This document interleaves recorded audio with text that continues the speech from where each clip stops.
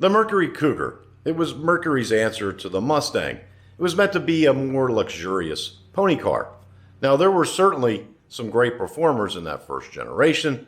I covered those in another video, and I'll link that at the end of this video. Today, we're going to take a look at the second generation of Cougar. Federally mandated changes to emissions ultimately shaped where this car was headed. It went from a performance pony car to a personal luxury car in the course of just 3 years. I wanted to cover this car because I see a lack of respect in the car community. These cars don't bring what the first generation Cougars do. They don't bring what the first generation Mustangs do. They're, well, actually way lower than those cars. So is this a car that's just being overlooked by the collector car community? Well, let's take a look. Sleek, sophisticated, Mercury Cougar XR7 with new European flair for 71. The best sports car ideas, tachometer, floor shift. The best luxury ideas, glove soft bucket seats accented with real leather, XR7 vinyl roof. Mercury puts it all in one car. Cougar XR7. Better ideas make better cars. At the sign of the cat. In 1971, Lincoln Mercury releases the second generation Mercury Cougar. It was available as a hardtop coupe or a convertible. This was a larger Cougar as it was based on the revised 1971 Mustang platform. The changes from the first generation Cougar were substantial. The wheelbase was increased to 112.1 inches and the chassis was widened 3 inches. The front track was widened as well. The entire car's sheet metal was reworked from the grille to the taillights. It had a more formal roof line. The grille was taller and wider. The headlights were no longer hidden and the rear bumper now wrapped around the tail lamps. The interior was changed as well, with the gauge cluster continuing into the center of the dash above the radio, and the center console was now taller. The Cougar was offered in a standard model, as a GT, or in XR7 trim. The GTs featured an upgraded suspension, tires, and engine cooling components.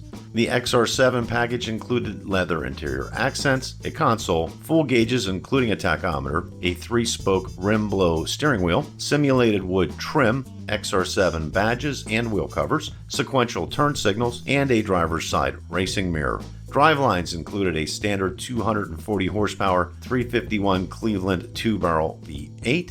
Optional engines included the 285 horsepower 351 Cleveland 4-barrel V8 or a 370 horsepower 429 cubic inch Cobra Jet V8. This came with or without ram air. The Cobra Jet owners received 4-bolt mains, cast pistons, a beefier crank and rods, dual exhaust, and a 715 CFM Rochester Quadrajet 4-barrel carburetor.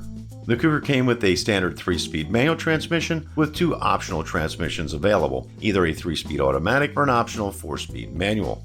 The model line was fitted with front disc and rear drum brakes. Mercury delivered 62,864 Cougars in 1971. Civilized like an elegant woman. Savage like a cat. Mercury Cougar XR7, like nobody else's car. Buckets, tachometer, automatic floor shift, V8, all standard. No car combines more luxury and sportiness than Cougar XR7. It's like nobody else's car. Built better to give you more. At the sign of the cat. 1972 saw little change to the Cougar cosmetically or in the model lineup. The engine lineup, however, was revised. The 429 Cobra Jet V8 was dropped. Mercury now offered 3 versions of the 351 Cleveland V8. A 166 horsepower 2-barrel carbureted version was the standard engine. A 246 horsepower 4-barrel carbureted engine was offered as an option, and Mercury introduced the 266 horsepower 351 Cobra Jet. The Cobra Jet featured 4-bolt main bearing caps, a higher lift camshaft, high RPM valve springs, and a balanced crankshaft. Ordering the 351 CJ Performance Group got you the 351 Cobra Jet motor, low restriction dual exhaust, competition suspension with a rear stabilizer bar, and F70 by 14-inch tires. The horsepower ratings in 1972 did not drop as drastically as they appear on paper, as the rating system was changed from gross horsepower to net. However, it should be noted that 72 also saw a drop in compression on the 351 from 9.0 to 1 to 8.6 to 1, which did drop overall horsepower.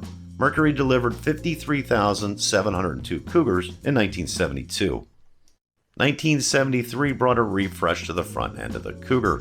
The federal government required all cars to withstand a 5-mile-per-hour frontal impact in 1973. To meet this requirement, the front bumper was reshaped and enlarged. This also required a redesign of the grille. It also added 3 inches to the overall length, as impact absorbers were added where the bumper attached to the frame of the car. These regulations only applied to the front bumper in 1973, so the rear bumper of the Cougar was largely unchanged. Power brakes also became standard in 1973, and the 3-speed manual was no longer offered. The model lineup was revised with the GT being dropped entirely.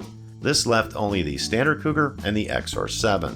The XR7 received its own exterior and interior design features, distinguished by a vinyl top and its own door panels and dashboard. The drivelines were revised again, with the 4-barrel carbureted 351 Cleveland being dropped from the lineup, leaving only the 2-barrel 168 horsepower 351 and the 246 horsepower 351 Cobra Jet as optional. Once again, compression ratio was dropped, this time to 7.9 to 1. Mercury delivered 60,628 Cougars in 1973. 1974 would bring a new generation, and we'll cover the 3rd and 4th generation Cougar in yet another video because they're just completely different vehicles. Mercury had to go to personal luxury. Ford had not yet figured out how to make a high compression engine that had low emissions. Just couldn't do it. So they would lower the compression of the motor and the horsepower would drop off.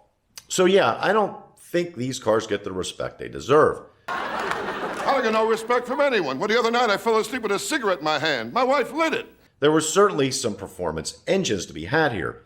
You put a 429 Cobra Jet in anything, and that vehicle is going to move.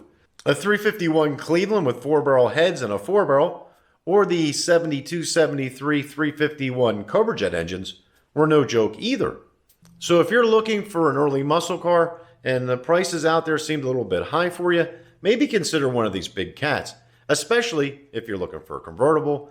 There's some really nice examples out there for right around $20K. If you like this video, please hit the like button down there. That way other people see it. Also, consider subscribing to the channel. There's a lot of videos like this on the channel. Like this one over here. It's on the 1st generation Mercury Cougar. We cover all the options and engines and different packages that could be ordered on it. That's it for now. Thanks for watching. Until next time, we'll see you.